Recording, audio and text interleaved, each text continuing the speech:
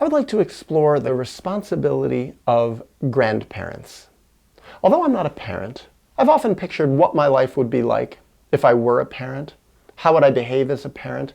And sometimes I take it to the next level and think, how would I be if I were a grandparent? If I had had children and my children had children?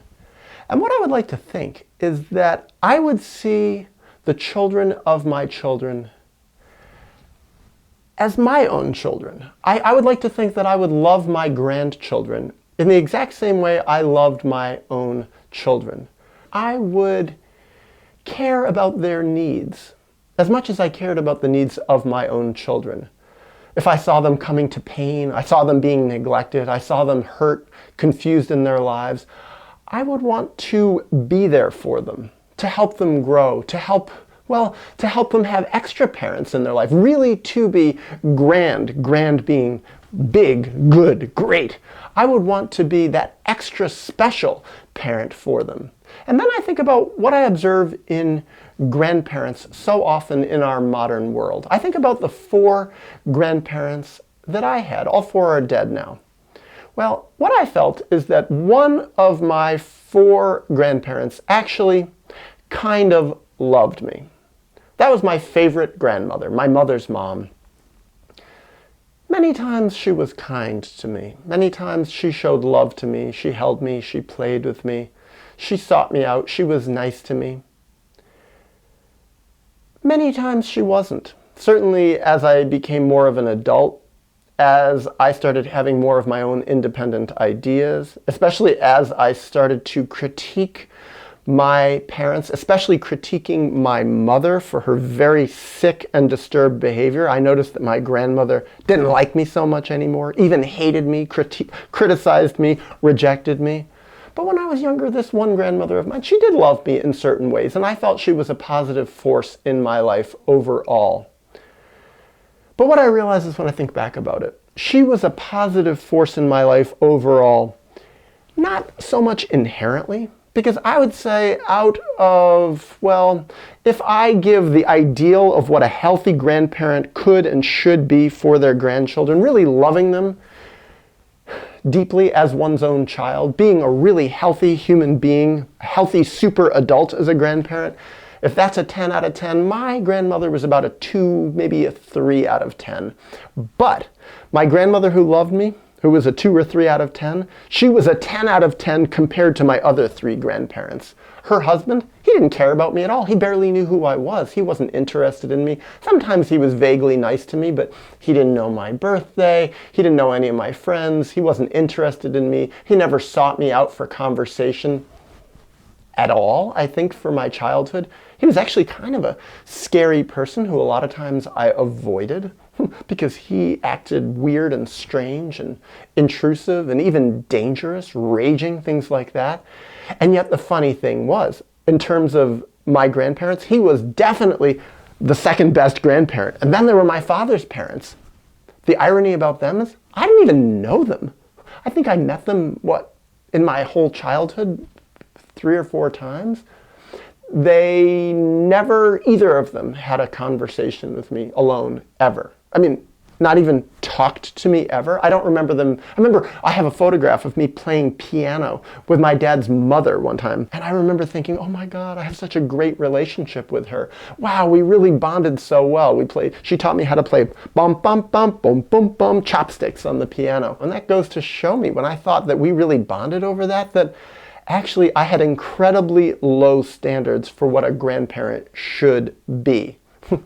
This woman didn't know me at all. I mean, I have had friends or people I barely know. I've gone over to their house and I've played guitar with their child for longer than my grandmother actually interacted with me in my entire childhood. This woman didn't care about me. And she didn't care much about my father, but she cared about me even less. And my grandfather, her husband, I didn't know him. I had even less interaction with him. And then he started getting dementia when I was a teenager, and he was just like, something's really off about this guy.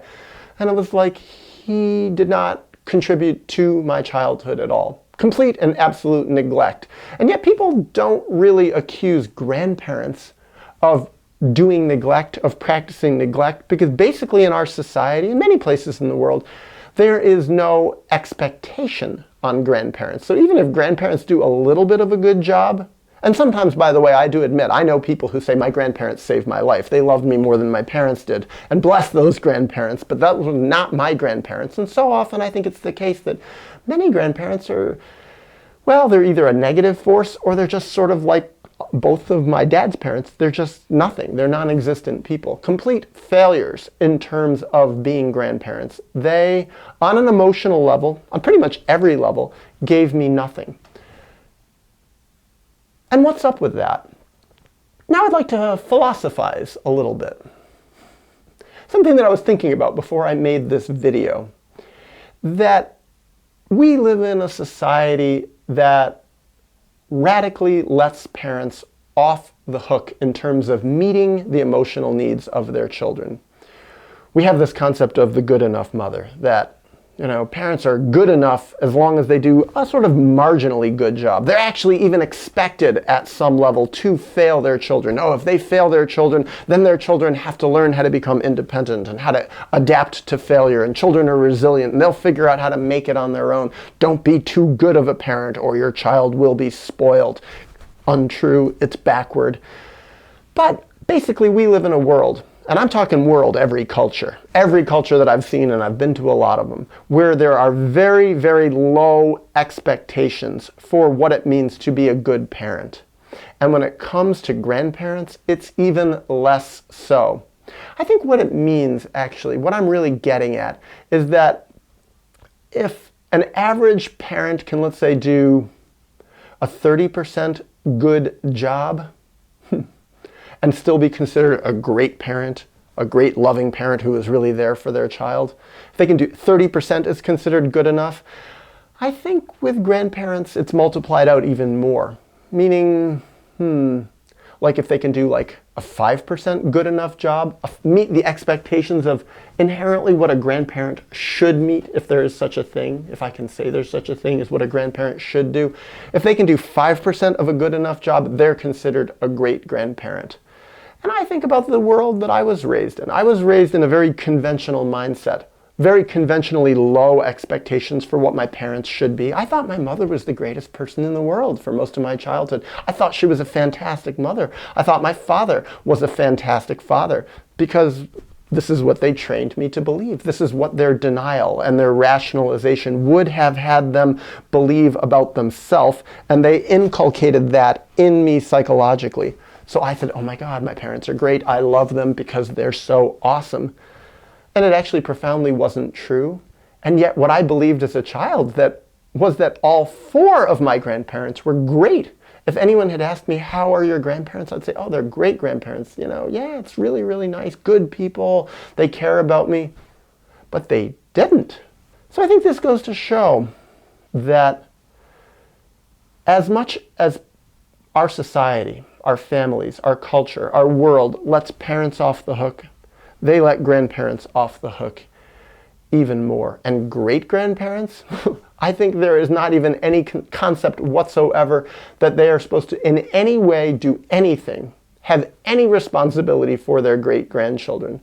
In fact, I knew almost nothing about my great-grandparents, and they set up zero legacy for me, zero offerings for me on any level, zero writings, zero caring about me. One great-grandfather gave me an inscribed cup with my name on it. That was the sum total, emotionally, physically, or anything that he actually passed on to me. And I think, is that what I would want if I had a great-grandchild? Great-grandchild? I mean, it's like you'd think that this grand word, great and grand, these words, great-grandparent, would have some obligation to be great and grand, and yet there's nothing.